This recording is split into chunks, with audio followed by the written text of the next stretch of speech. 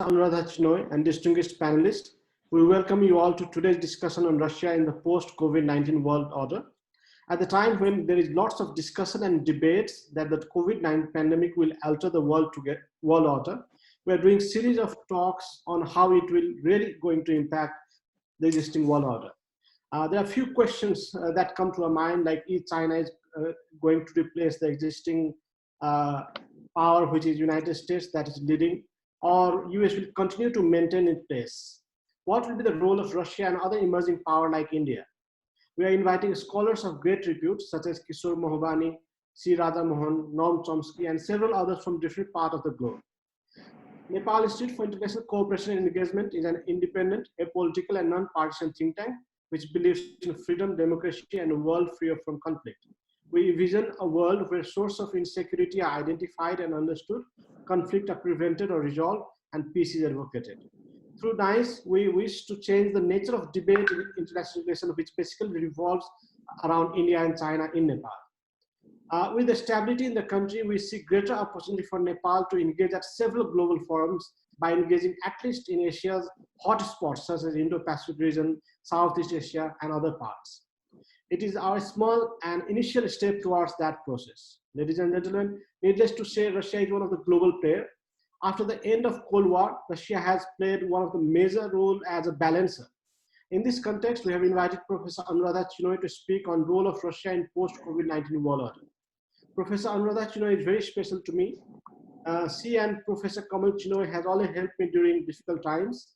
Apart from that, both of them have great contribution in Nepal's democratic struggle. They have stood with the people of Nepal, hosted many leaders who are at decision-making positions in Nepal today and have held the post of ministers and prime ministers. Let us formally introduce Professor Chenoy. Professor Anuradha Chenoy is the former Dean of the School of International Studies, Jawaharlal Nehru University, New Delhi. She has been Chairperson of AreaStudies, Director in the Center of Russian and Central Asian Studies, and senior-most expert on Russia affairs. She has worked with the International Committee on the Red Cross, UNESCO, Action Aid International, UNWomen, UN Peacekeepers. She has written several books, monographs, and articles in domain of security studies, development studies, and gender studies. Some of her books are Maoist and Other Armed Conflict, Reemerging Russia, Structure, Institutions and Processes, The Making of New Russia, Comparative Politics and Crisis of Governance, The Russian Conundrum, Militarism and Women in South Asia, and many others. Professor Chenoy will make her initial remark, which will be around 40 minutes, and it will be followed by question and answers. We request our participants to drop questions in the Zoom chat box or comment below the Facebook Live. Professor Chenoy, the floor is yours. Thank you. Thank you, Pramod and the Institute. As Pramod said, Nepal is very dear to my heart, the people from Nepal. And I have the greatest respect for the kind of revolution that took place in Nepal, the transition from unitary to federal, from a monarchy to a democracy, with people's rights, with women being empowered. Of course, every country has problems, but I think Nepal, the experiment in Nepal, the idea of it is really being done through conversation and dialogue, and my salutes to the people of Nepal. Today I've been asked to speak on the role of Russia in the post-COVID world. But what I'm going to do really, how the structure is going to be, is that I'm going to speak first on the Russian political economy, the overall Russian foreign policy, because my argument is, as always, theory behind my argument is that when you want to talk of any country, especially a great power in the international system, you need to understand the international system and global political economy where it is embedded in also. The second part of this lecture, which says, Russia in the post-COVID world, my argument, central argument is going to be that if you want to see the role of any country in the post-COVID world, you have to see that there is a continuity. It's not a new world. There would be dramatic changes, but also deep continuities. So you need to see, therefore, Russia in the pre-COVID world, how it behaved at the COVID times, and then you can extrapolate what it would be like in a post-COVID world.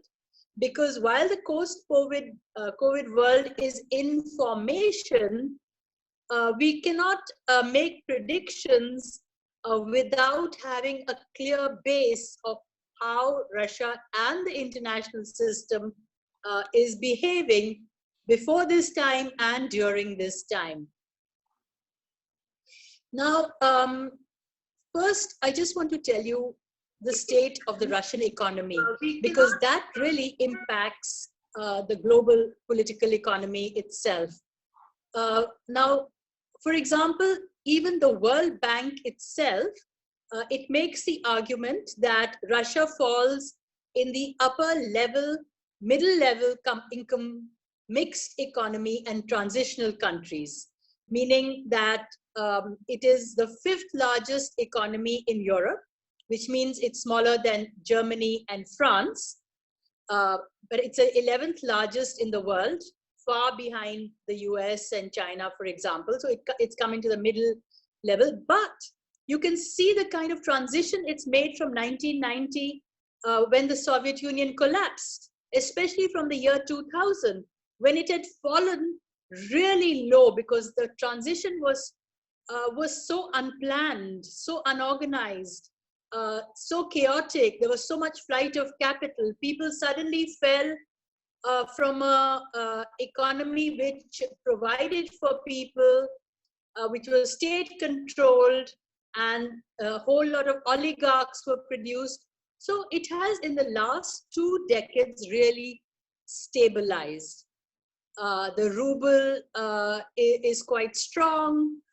It has one of the largest amount of gold backup in its bank. So the ruble is backed by gold. You know, that's how a currency becomes strong. It has large resources. Of course, there are issues, huge issues. That is, it is very dependent on oil exports and on defense exports. So it isn't as diversified as an economy should be. But there has been focus on manufacturing. But I don't want to restrict myself, and I never do, and nor should you all, on just understanding an economy by World Bank and GDP growth. What is important in an economy is its human development index, its human security. How is it providing for people? Even if it's the 11th or 5th or 3rd largest, how are the people faring? And in this human development index of 2019, which was printed in 2020, it's available online, you will see that Russia falls into a very high human development category. And its position is very high, like 49 out of 189 countries. It is of European standards. And its human development indicators increased greatly in the last 10 years, like 12% per capita, increasing by 20%, meaning whether it's education, doctors, health indicators, medical support, women's empowerment, it all improved greatly. The number of people in poverty is 13% compared to 35% in 1990. So it has lifted people out of poverty. It has provided a lot. Now, of course, at the time of COVID, you can question some of these figures. But you can question these figures all over the world. And I'm not talking about whataboutery.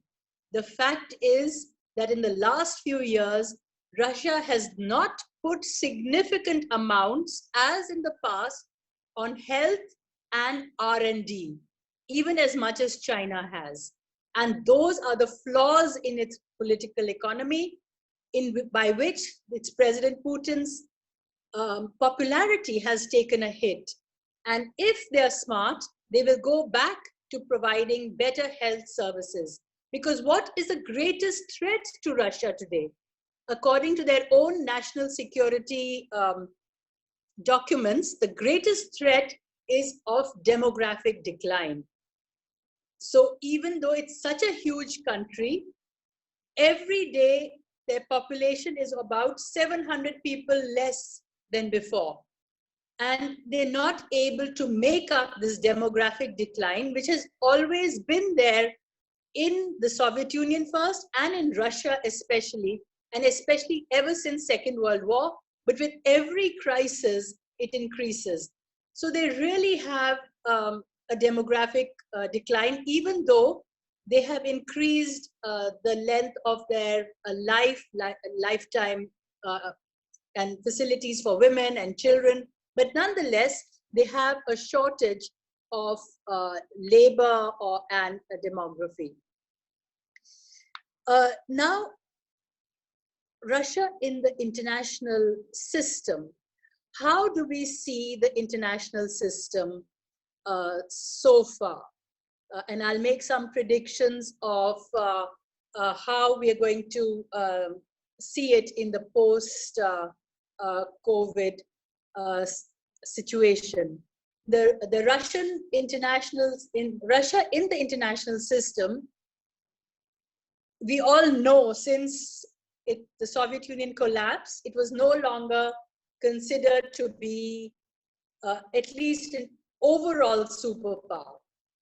It was a great power because of its huge amounts of defense capacity.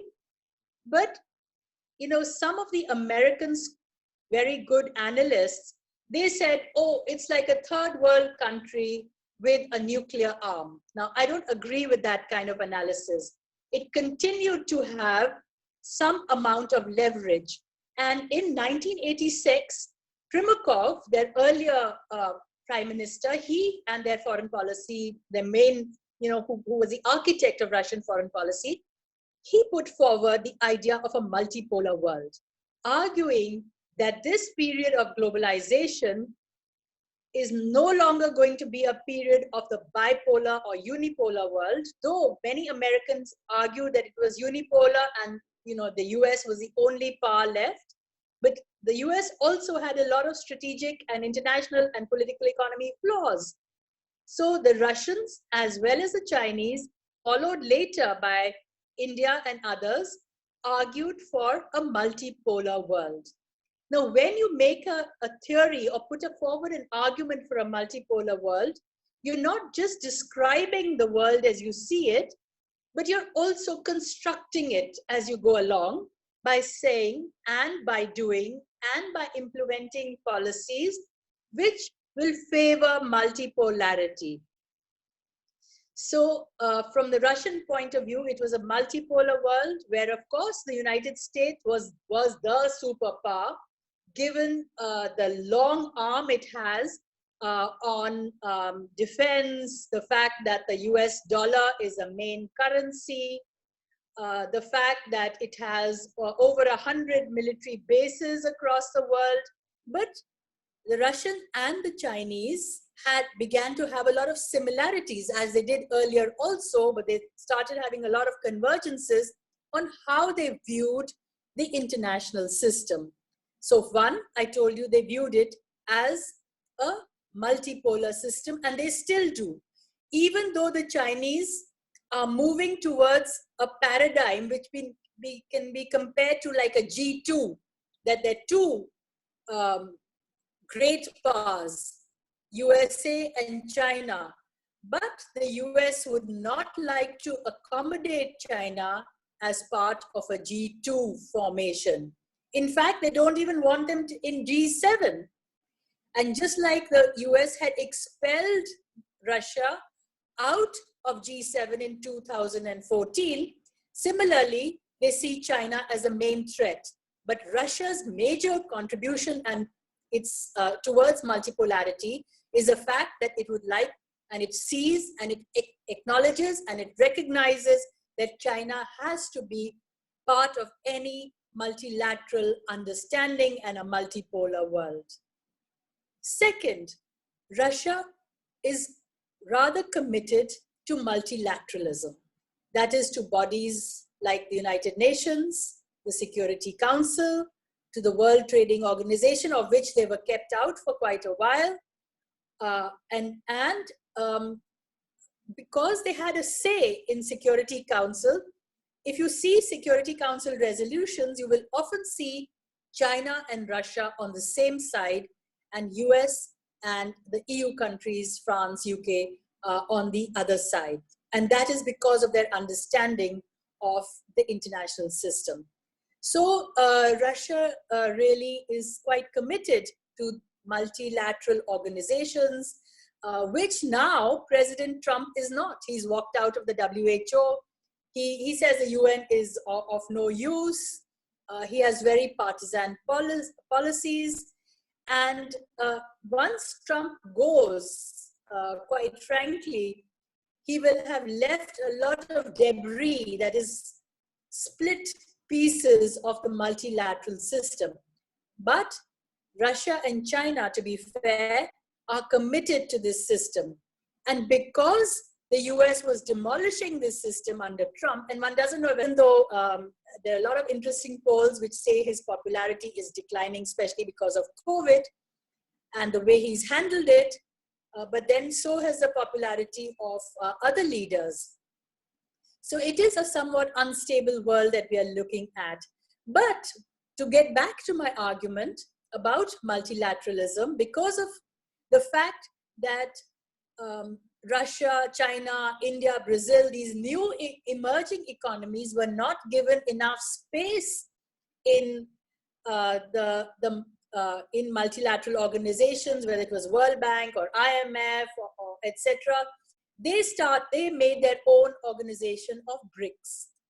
That is Brazil, Russia, India, China, and then South Africa, to show the importance of regional alliances, to show the importance of multilateralism. Third point of Russia in the international system is its interest in Central Asia and its interest in West Asia, which they see in Afghanistan, etc., in South Asia, because they see it that they are part of this region, because they see themselves as Eurasia. So the Russian flag, its eagle, one side looks at the West and one towards the East always. And so this looking towards the East is now very much part of Russian foreign policy. So first I'll look at Central Asia because it's its major zone of interest. But before that, one or two words about the Western former Soviet republics. And in that come Ukraine. And that has been a major issue between Russia and the West. And that is because one of the federal units of Ukraine, called Crimea, was always part of Russia traditionally, from ancient times, medieval times, etc. But when it was Soviet Union in about 1954, 56, Khrushchev gave that part as part of Ukraine because Ukraine was part of Soviet Union. Ukraine has a lot of ethnic Russians, and Crimea especially, the eastern part of Ukraine, which merges with Russian borders, have a lot of ethnic Russians. And the Ukraine had policies of not giving them equal citizenship, and Ukrainian right-wing nationalism gave Ukrainians more privileges than the Russians, ethnic Russians, who were Ukrainian citizens, especially Crimea. They wanted to rejoin Russia. And this was, of course, pushed by Russia. They had an interest in bringing Crimea back. So they just annexed it at a particular time when their relations with Ukraine were not good. The West saw this as Russian expansionism, but also the West kept putting many of the former, first East Europe and then some of these other former Soviet countries like the Baltics, etc., as part of NATO. So Russia had a threat perception that NATO was expanding right to its borders, and they did not like that. And when they took over Crimea, the West saw it as an annexation, and they put, since 2013-14, unilateral sanctions, especially the US. But Germany did not. And many of the EU countries which were dependent on Russian oil did not. These sanctions really hurt Russia. And even recently, just in March, for example, they put sanctions on US defense, on Russian defense companies, on some of its oil companies. And with Trump, even Germany was pressurized to stop the Nord 2 gas pipeline, which they had constructed between the Russian oil rigs and Germany. But Germany refused. They said, we will continue to take oil from Russia. These sanctions hurt Russia so greatly that they had a real effort to get closer to other countries, especially China. This has not been a new development just because of sanctions, but it was strengthened because of sanctions. It was already in process before sanctions. In fact, it was in process since the Gorbachev period, that is before the Soviet Union collapsed. They resolved their border dispute bilaterally. They made a line through the Ussuri River. That was a very smart thing to do, because this river divides Russia from the border of China in the Far East.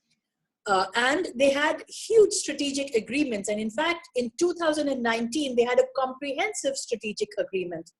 Russia has become one of the major importers of Chinese manufactured goods. And they've constructed oil pipelines from Russia to China. So China is one of the biggest importers of Russian oil and natural resources. And something more, which is very interesting and which many of you may not have known because it doesn't come out so much in the press, is that they trade with each other in local currencies, bypassing the dollar. And this has really irked the Americans. Because not that it has destabilized the dollar, because the dollar, number one, both Russia and China have huge amounts of investments in US Treasury bonds, and they also hold a lot of dollars. And China, in fact, can even destabilize the US if it pulls out of those Treasury bonds. But by doing so, they will hurt their own economy also, because they hold so many of those bonds. But so does Russia. But Russia has been gradually, because of sanctions, getting rid of the dollars that they held and the Treasury bonds, and they have practically none because they guarded themselves. They didn't want US sanctions to hurt themselves. So now in this period of COVID, this isolationism of Russia has actually helped their economy. And all of economists are arguing that while the world is going into recession, the two countries which have safeguarded themselves are actually China and Russia, because the West threatened them, especially the US, not so much Europe, because the EU also has agreed to trade with Russia in local currencies. Russia is willing to trade in euros. And similarly, last year with India, and we'll come to Russia-India relations in a while, and Russia-South Asia, and I'd also like to speak a bit on the whole issue of Nepal in this, not to underestimate what small countries can do to safeguard their sovereign rights. India also last year, they bought huge amount of missiles from Russia. They have a very strong defense relationship, and they paid for these with the rupee-ruble exchange, much to the anger of the United States. But India also bypassed CAATSA, and they told the US, because they were also buying US and Israeli defense, that to allow them and give them exemptions.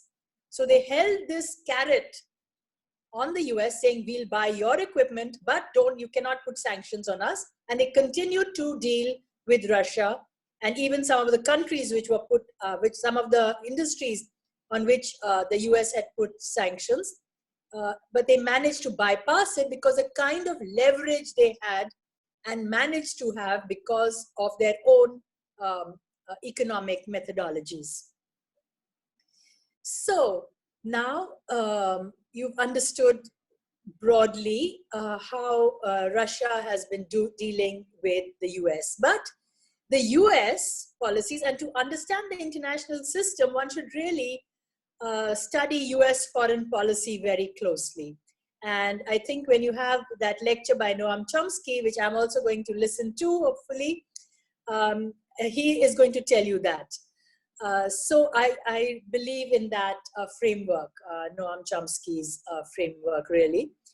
And you'll see that what Trump did, he tried to extend a hand of friendship with Russia, but the American deep state always has seen Russia as a threat, and they kind of circumvented Trump by saying Russia intervened in their elections 4 years ago, and there was a commission which established that.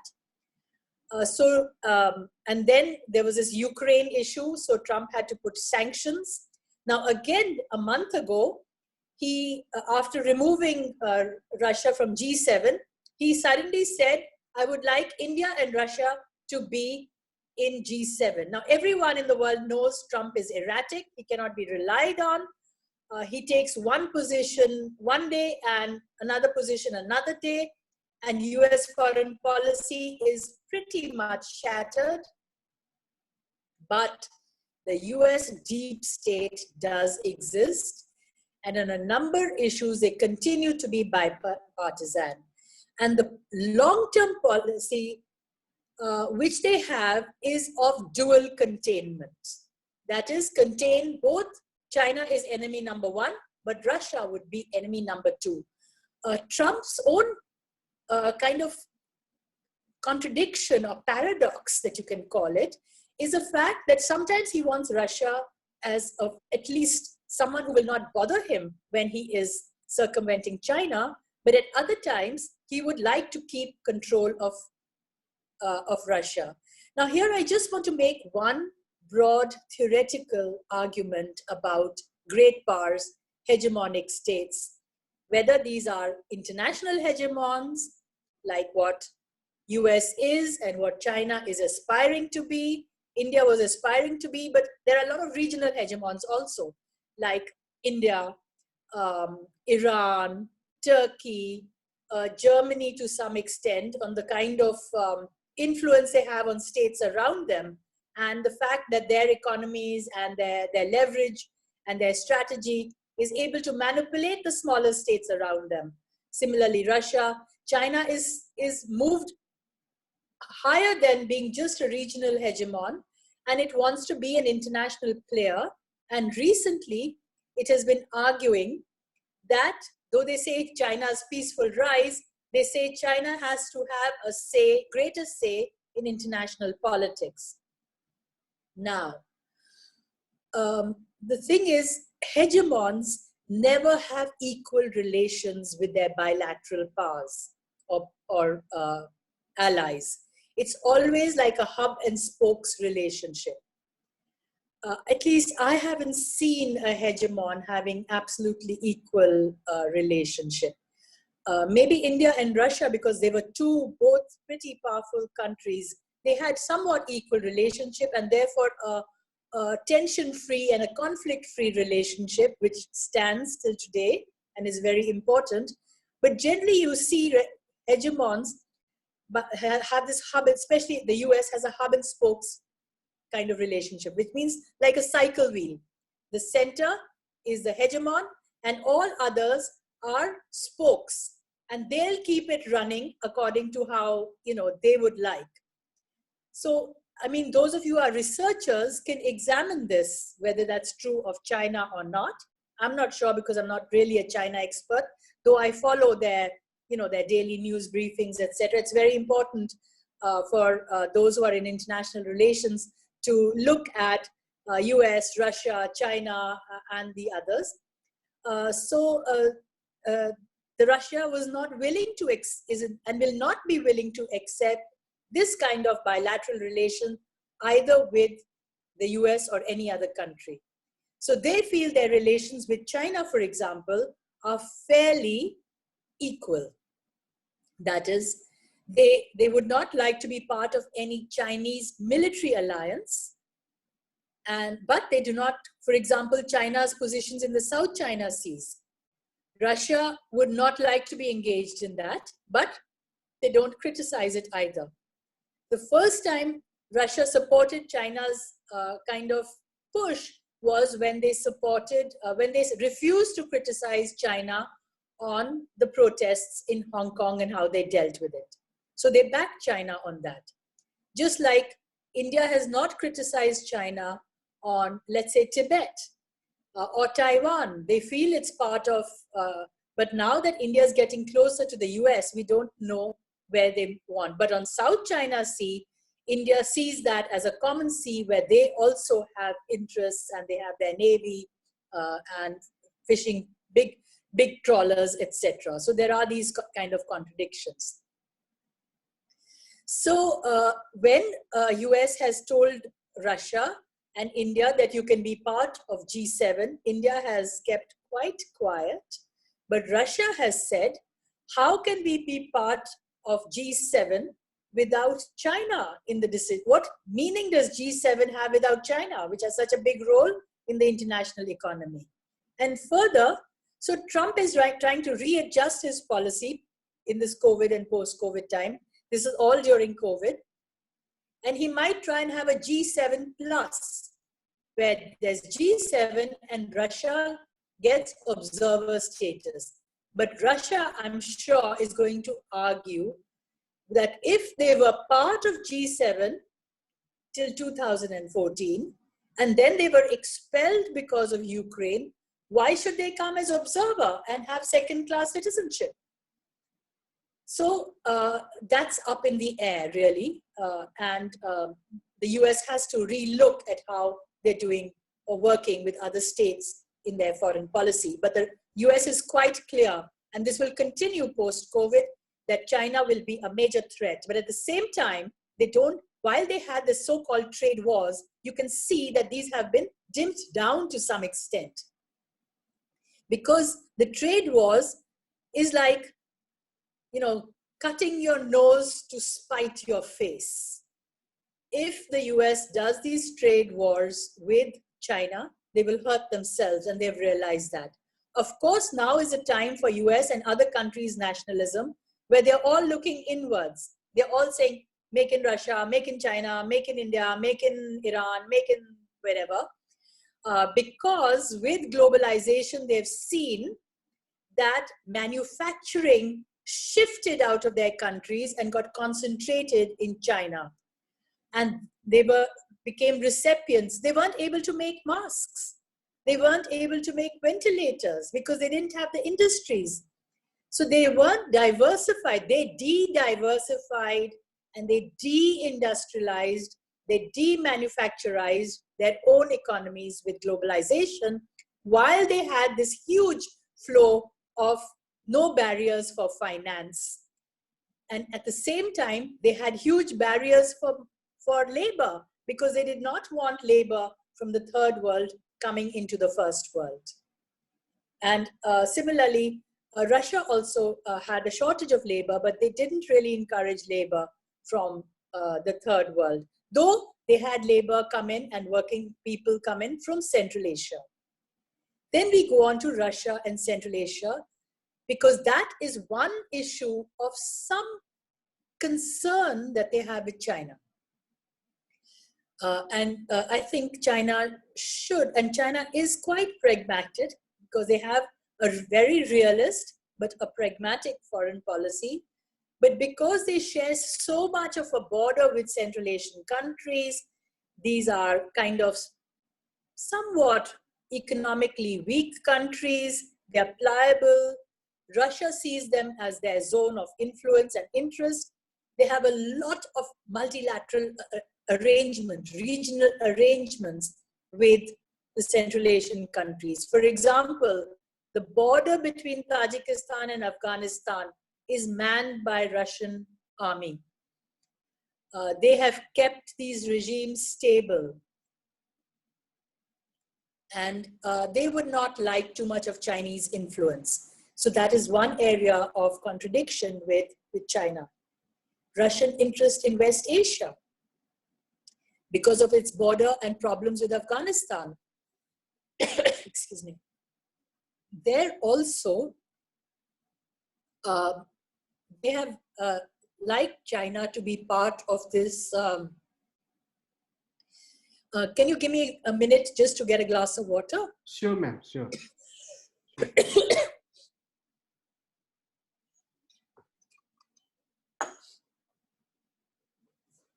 Okay, sorry, because I've been speaking non-stop. So in Afghanistan, Russian policy has also changed because earlier they were one of the occupying forces in Afghanistan, but then they left, but they have interest there. And now they're willing to talk to the Taliban just as the US is, just as China is. And a recent report of the United Nations has shown not only that Taliban holds much of Afghan territory, but they're quite linked to Al-Qaeda, ISIS. There's a huge number of Pakistani soldiers there who have links. This is a very objective report which came out just a month ago in the United Nations, very carefully documented. So those of you who are interested should look at it. And Russia has had to reconcile with it. So India stands alone as far as Afghanistan is concerned, opposing Taliban. But it's obvious that the Taliban is going to come into power in a post-COVID world. And Russia would be willing to negotiate with them. Because they need stability. They don't want drugs to come into Central Asia or to Central Asia to be destabilized and fundamentalist movements get linked, etc. So here now, if we pull the threads together of what I've been arguing, you would have understood Russia's relations with US, Russia in the international system, Russia's strategic partnership with China, bits of Russia and the BRICS, and also with India. Russia, where its relationship is weak, is with some of the Southeast Asian countries, though they have relations with Vietnam, and some of the, what we call the rogue states, Cambodia, Laos, North Korea, China also has a relationship with, and they can control them to some extent. They have fairly poor relations with Japan because of their dispute on, a very old dispute on the Kuril Islands, but there are talks going on about it. So now I just want to get on to really Russia and South Asia, in which India figures. Russian-India relations is a major, very old established relation. Since the 1960s, and it has only strengthened with time. In between, there was some stagnation because they had a rupee-ruble trade at a time when India was quite isolated from the US, post-colonial times. Russia really helped India build, at that period, a lot of its infrastructure industry. They had people in India's planning commission, science and technology, etc. And quite a bit remains today also. In the sense, almost over 60 or 65% of Indian arms come from Russia. At Russia's bad times, that is when they were privatizing, restructuring their economy, 2 whole cities, Moscow and St. Petersburg, was sustained by the inflow of Indian money into that economy because of the defense purchases. The Indian nuclear industry has worked with Russia. Kudankulam 1, the power industry, energy. India has invested hugely in some of the Siberian oil reserve projects in Russia's Far East. And of course, there are differences also, but they are able to resolve them because they have a meeting once a year at the highest level. So once a year, Putin comes, and the next year, our Prime Minister Modi goes there. And this is not a recent thing, it's a fairly old tradition. But now, Indian foreign policy is seeing a shift. And that is a somewhat pro-US shift. In a sense, it's diversification. For a while, Russia was worried, but Indian strategists, and I also made this argument, that it's clear that India's relationship with another country will not disturb India's relationship with Russia. And that has been the case so far. Because if India has to survive in the global system and do well in the global system, they have to have strategic autonomy. It's not advisable for India to get into the US, which is basically a militarized international foreign policy. They are the one who have unilateral, who can bomb West Asian countries, some of them like Libya or Syria unilaterally, or Afghanistan, they still have soldiers there. They intervene in many African states. Somalia still has US intervention. They have bases across. So it's not advisable, but India's opening up to the US. They have this logistics agreement where the US may be able to use their Indian ports for logistics, and which means military ships. And it's important for US to have these bases. Of course, if they have India has so far not allowed them to have any military base. And the contradiction with the US is on Pakistan. Because the US needs Pakistan so badly all the time, and it will continue to do so because of Afghanistan and West Asia and Pakistan's role there. Unless they completely disengage from Afghanistan, Pakistan will be important for the US. But Pakistan is able to have relationships with US and China at the same time. It shows their pragmatism. So therefore, I think Russia has been assuaged by India to accept the fact that they are going to get closer to the US, but they will not ignore their relations with Russia. Russia tried to have a Russia-India-China alliance, but that has not really taken off because there are a lot of issues between India and China. Even though India and China have great trading relationships, they have still not, despite 23 rounds of talks, they have not been able to settle the border issues. And even recently, there were some transgressions by China into India. India kept quiet about it, but it was open in the Indian press that these transgressions had made, but there has been de-escalation. So what India and China have done is that they have put into place mechanisms to de-escalate conflicts because they want to keep that economic relationship going. And also now India is part of the Shanghai Cooperation Organization, of BRICS, of many areas where China and Russia are also part of.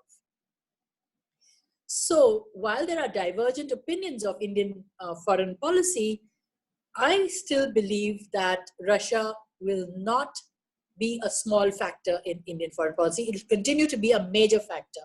And in fact, in the last round of problems with China, Russia played a good hand by telling China that it would not be in their interest to have any kind of conflict with India. So, and post-COVID, this trend will continue. Just day before yesterday, the Reserve Bank of India has given permission to the China Commercial Bank to open its branch in India. They would not have done so if relations were bad. So that continues. Though India has not joined the favorite Chinese project of the BRI, the Belt and Roadway Initiative, because of SPEC, that is the China-Pakistan Economic Corridor, which they feel transgresses and violates their own border. So, so this is how it is with Russia. Russia is a balancer for India and China, really.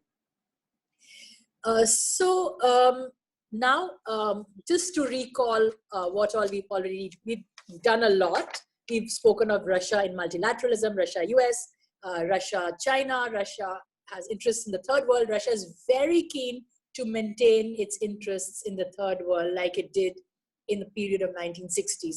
And here is where I think Nepal should come in. They should not underestimate, and which they have not so far. After all, Nepal was one of the countries which could challenge any country to uphold its sovereignty. Colonialism, British colonialism wasn't the same. They colonized India in such a way which they could not do to Nepal, this Himalayan, at that time, kingdom, and now republic.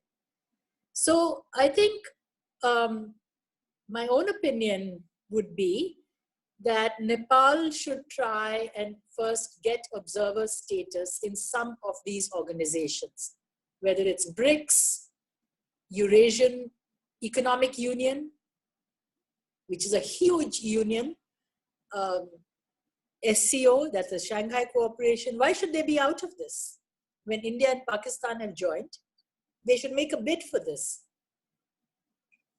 They should, I think, engage more closely with Russia and start some kind of,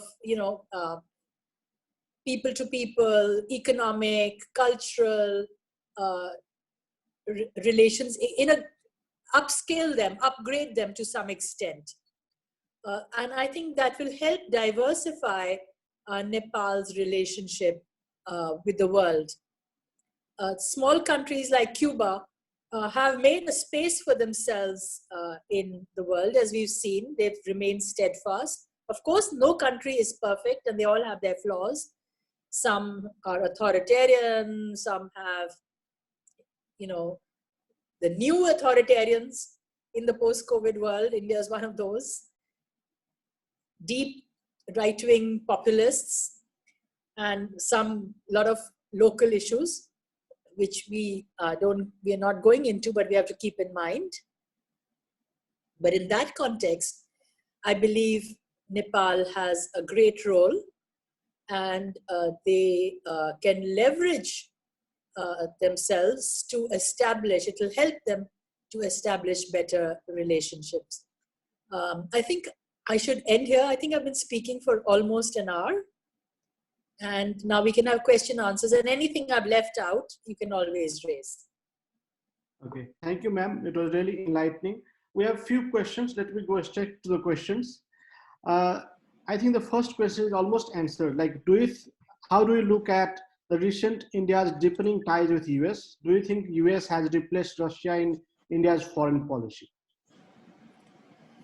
Okay, so let me answer that.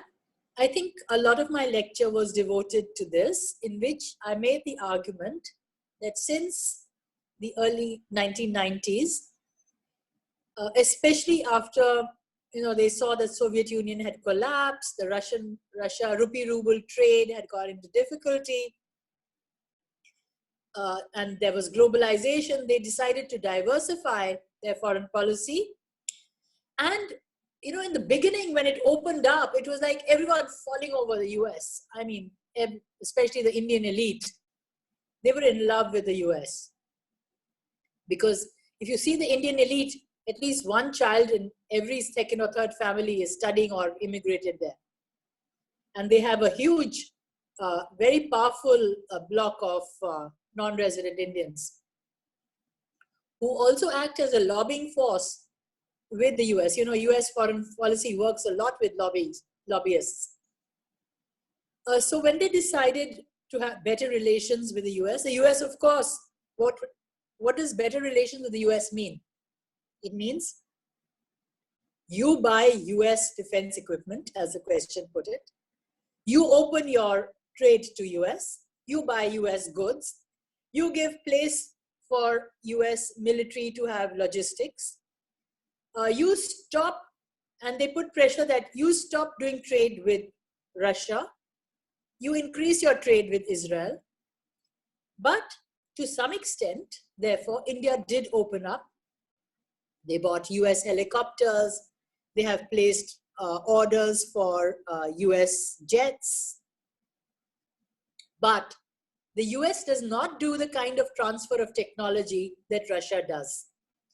Russia and India today are doing joint production of helicopters and exporting those to third countries like Malaysia, Indonesia, etc. They're doing transfer of technology. The Indian military is very comfortable with Russian defense equipment. When they had either the Kargil conflict or other conflicts, Russia came onto their side. America stayed neutral. In fact, America likes to balance between India and Pakistan, which India doesn't like very much. And even now, when they thought America is their best friend, anytime America, even Trump has the opportunity, he has put a swipe on India. Recently, he said India would have more COVID cases if they did more testing. Now, Modi doesn't like criticism, and he didn't like that very much.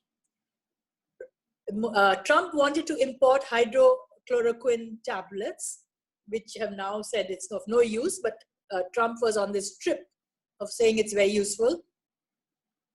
India is the largest producer of hydrochloroquine. And he put pressure on India. Though Indian doctors said, if it's effective for COVID, we would like it for our own people. But Modi had to export to US because they put pressure. So I think they've understood that in this relationship, US will always come first. And therefore, India should also come first. And India's interest is not to become a complete ally and join NATO or something like that. There was a time when Pakistan had joined CENTO, but that dissolved, Central Treaty Organization, which was with these states. India, I don't think, would like to be part of any of US conflicts. So Russia is what they call these days a swing state. They would like to balance between, play the role of bridge or balance between the US, Russia, West Asia, and other South Asian countries. So it's not going to go into a US alliance anytime soon. They will maintain their relations, and they have so far, with Russia. Okay, let's move to second question. Russia's foreign policy imperatives have been quite successful in the past few years, but considering the recent development, especially in the post-COVID world, do you think Russia's foreign policy can boost with promising ideas such as through the Greater Eurasian Partnership? You're right about that. Russian foreign policy, if you see, they have taken a lot of risks. Recently, for example, they upped the price of oil at a time or they increased the production of oil at a time when the Saudis were decreasing the production to keep oil prices up. That's because Russia has a lot of reserves of gold, of oil, etc. So they can play the international political economy game quite well. They have an advantage and they feel they have a good strategic partnership with China. So they're quite secure. In recent times, Trump has walked out of many of the nuclear treaties. Next year, there will be the NPT, nuclear non-proliferation, time for it to be renewed. They have walked out of, they might start testing nuclear weapons again, which will destabilize the world. They have gone against, the US has gone against the open skies policy, which they had signed. So Russia and China can also start doing new, it can be a very dangerous post-COVID world. But at the same time, if Trump loses the 2020 elections, which are in November, there'll be again dramatic shifts. If he wins, we'll continue to be in a very unsure post-COVID world. But Russian and Chinese foreign policy, they will somewhat coordinate with each other. In COVID, they helped each other immensely. Russia was the first country which sent shiploads of medicines and ventilators to China when they were in trouble, and China's done the same for Russia. China has a huge post-COVID diplomacy in which they say that the vaccine that they're developing, they will give it free. They won't put a patent on it. So Russia and China, I can only see them getting closer. But the point is about a military conflict, if there is one. But in that, Russia has made it very clear that they would not like to be part of any conflict between China and the US, if there is one. So they would like to avoid any hot wars. And I don't see any those kind of hot wars happening. Some people are calling it the new Cold War period. It could be something like that. Proxy wars, internal conflicts, states breaking up. There's huge inequality between communities. Even the World Bank and the UN, etc., are all talking about inequalities. But if you actually do research on inequalities, you will see it's not just inequality between people, it's inequality between communities. So in India, for example, minorities and Dalits are more unequal. It's not just any people. In the US, the blacks are more unequal. In Russia also, there are some ethnic communities, the Central Asians in Russia who are more unequal, are poorer. This leads to identity conflicts.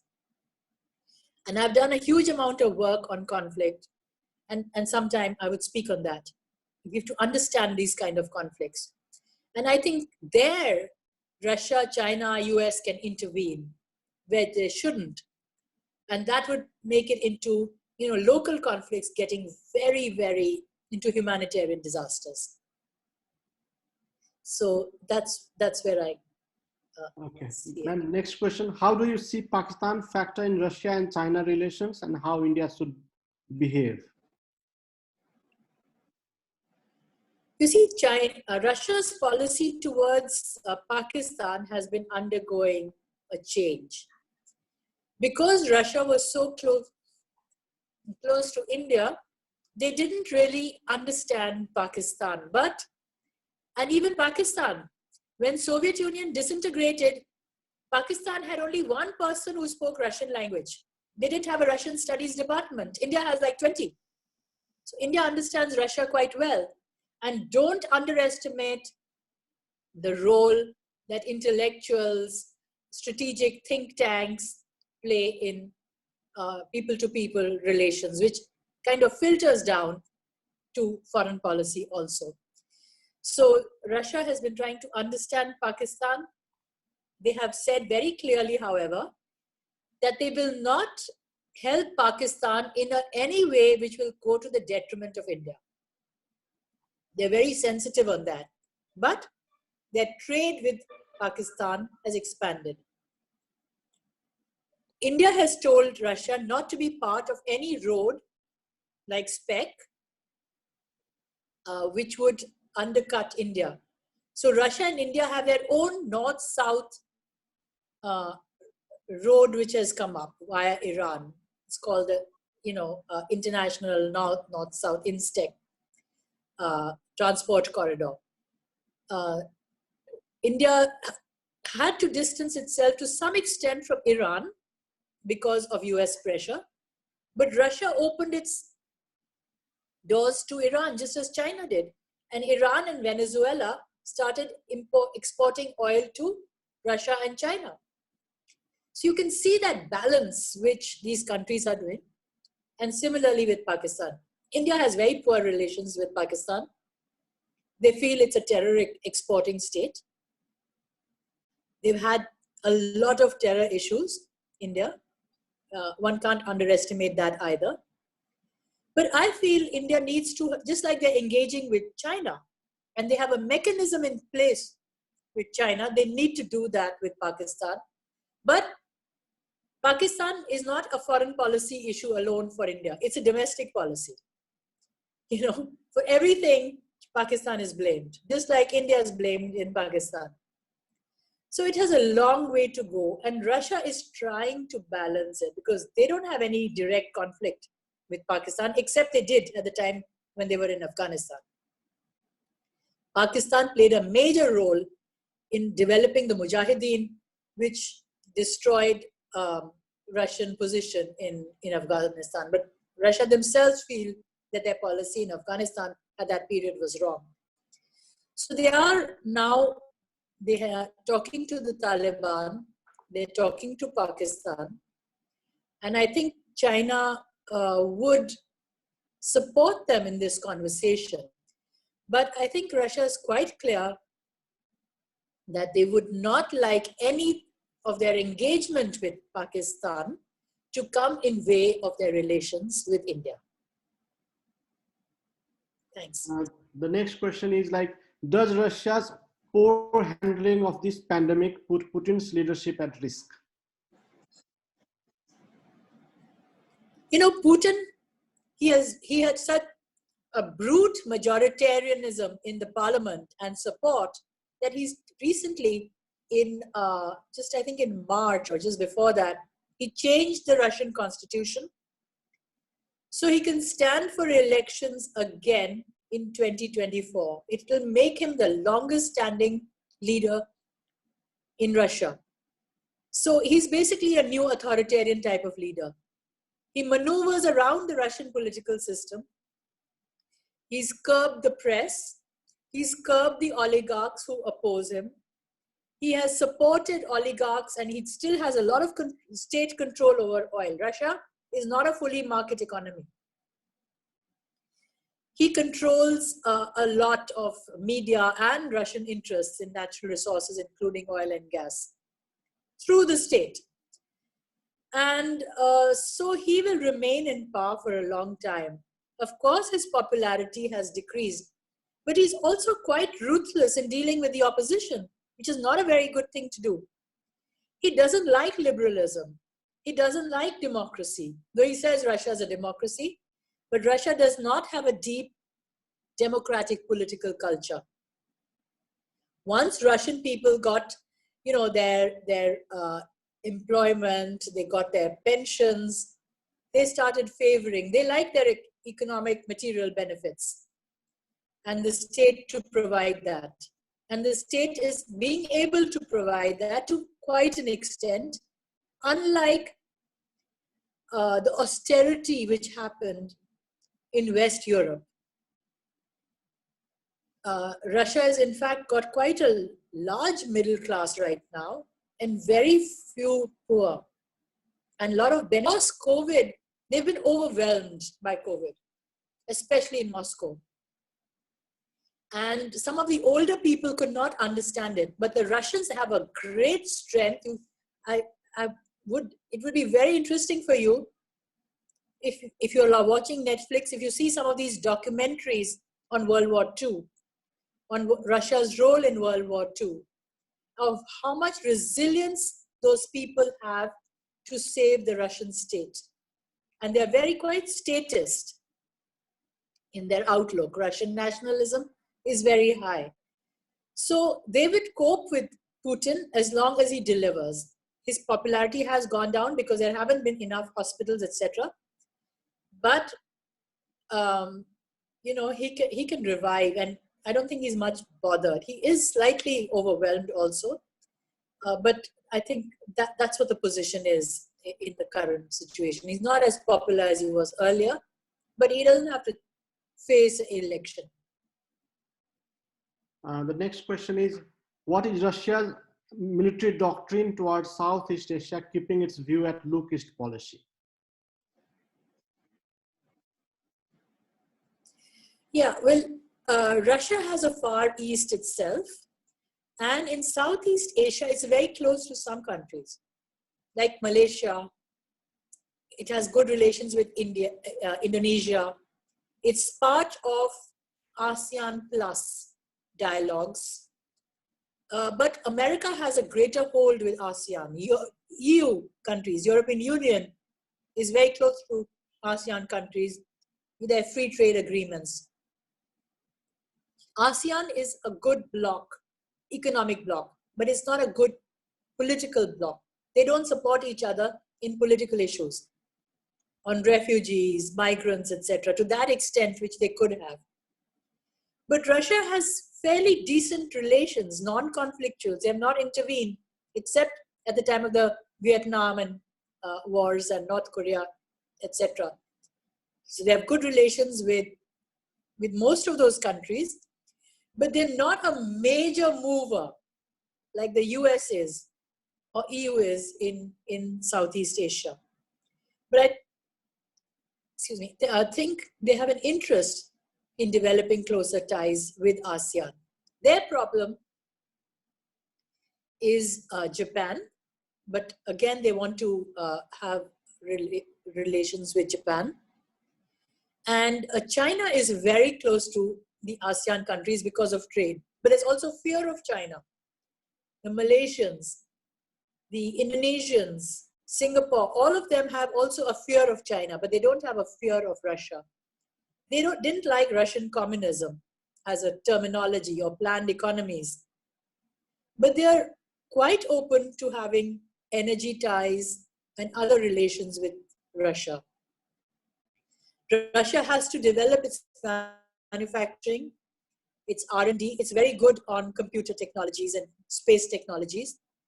And it's focusing on developing closer relations with ASEAN.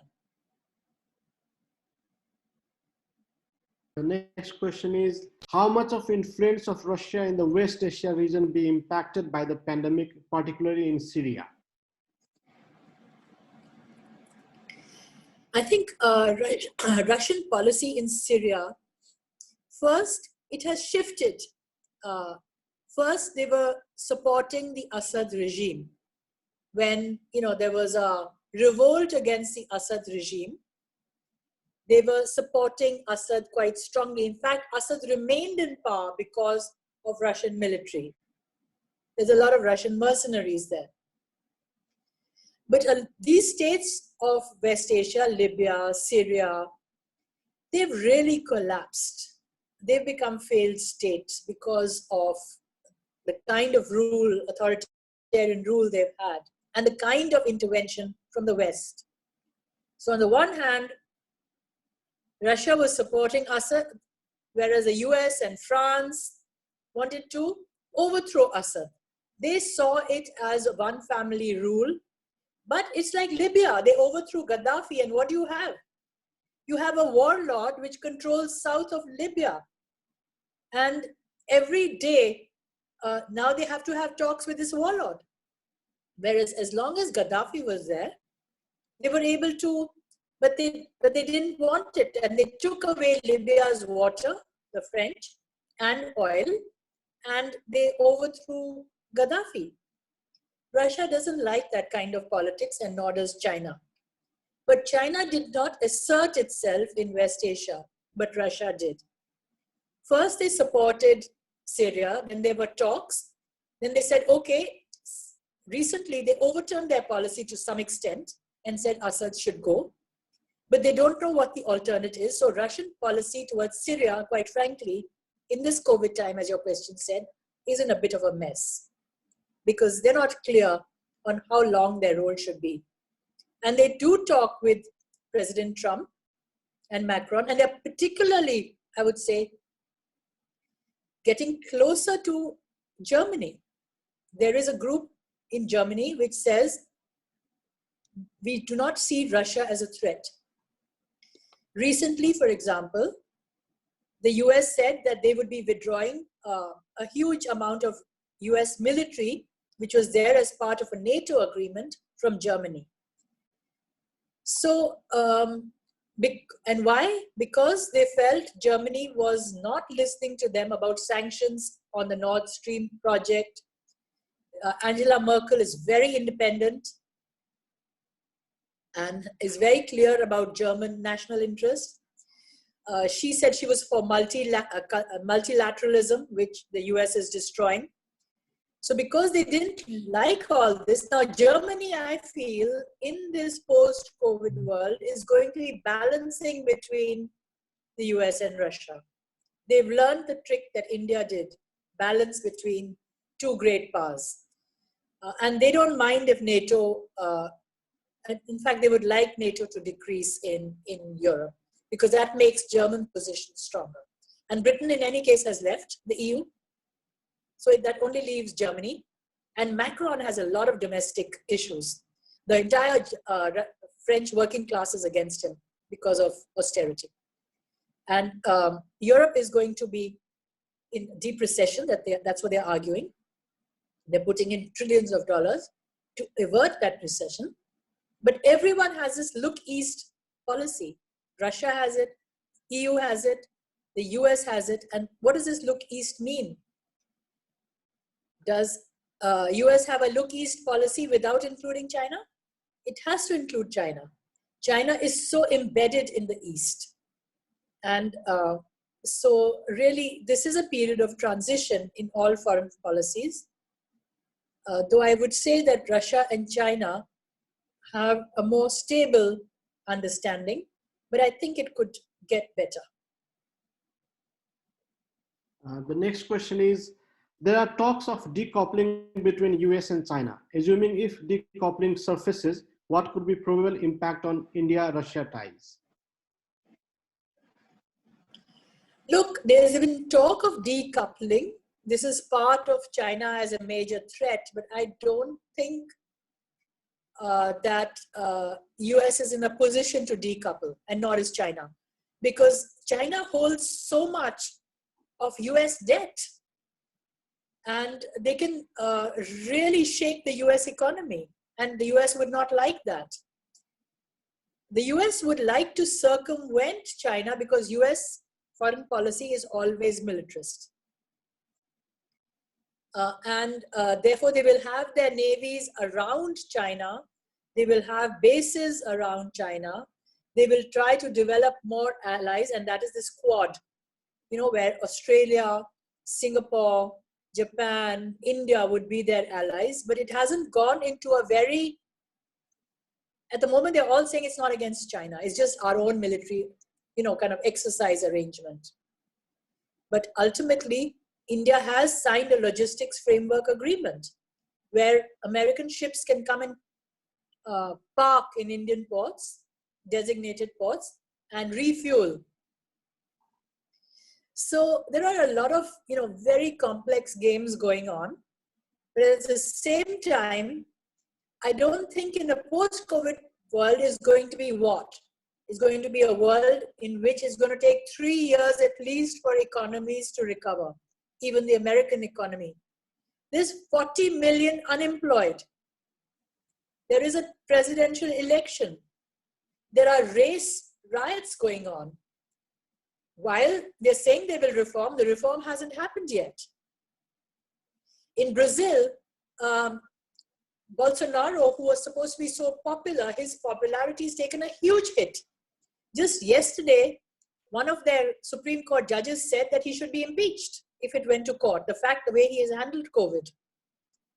So this handling of COVID and how many people have died, especially in the US, are dying in India, what happened in China, but nobody knows the full picture, but now they've recovered, is all going to be a factor. The fact is, at a time when the West is going into a recession, Indian growth is declining, and the Reserve Bank of India has said in the economic papers that they see, growth which was 6-7% a year going to 2% officially is not the kind of way you can lift people out of poverty, even in the paradigm of the World Bank and growth figures. So there's worries here about the economy, about the migrant labor, how they've gone back to the villages. Economy here is pretty much standstill. So that is going to be the post-COVID world of economic changes, climate problems, environment problems. How are you going to sustain that? Environment is a huge issue. This overproduction, authoritarianism, how are you going to deal with dissent? These are the issues of the post-COVID world, which we all need to watch. And I think Nepal civil society has always been quite close to Indian civil society, to many people in Indian civil society. And I think they need to develop these mechanisms of working together on a South Asia, which can have a good, sustainable human development and collective human security. Okay. Ma'am, the last question for today is, as India and Russia are all-weather friends, what should be India's strategic approach to maintain her relation with Russia amidst immense geopolitical tension? In light of Afghanistan issue, will it create a hiatus between the bilateral relations? Look, India-Russia relations is not going to be disturbed in the post-COVID period, even on Afghanistan. Ultimately, India and Russia were on the same side on Afghanistan all these years. India did not oppose Russia's even occupation at that time. They were both concerned about radical forces in Afghanistan. Now the difference is that Russia has been pragmatic, and they have seen that Taliban is so embedded in Afghan society, and no matter what, they're going to come to power and control. They've seen that. There are a lot of Russian experts working on Afghanistan. They know it inside out. I've seen that work. Afghanistan is a danger to Central Asia if it is too radicalized. There are radical movements in Central Asia. They would like to de-radicalize it. But they cannot afford to make Taliban their enemy. India has suffered greatly because of terrorism. And these groups, they might say they don't have links, but any day they can even develop links. So they do have concerns, but even now, Russian policy towards Afghanistan is more similar to US policy. They're all talking to Taliban. Only India is not. And India has been kept out of the table. Pakistan doesn't want India to be on the table of any talks on Afghanistan. But Russia would like India to be there. And Russia is India's threat to Afghanistan's Taliban, even though they don't have any official talks with the Taliban yet, and they may not want to. Okay. Okay, thank you, ma'am. We'll end it here. Thank you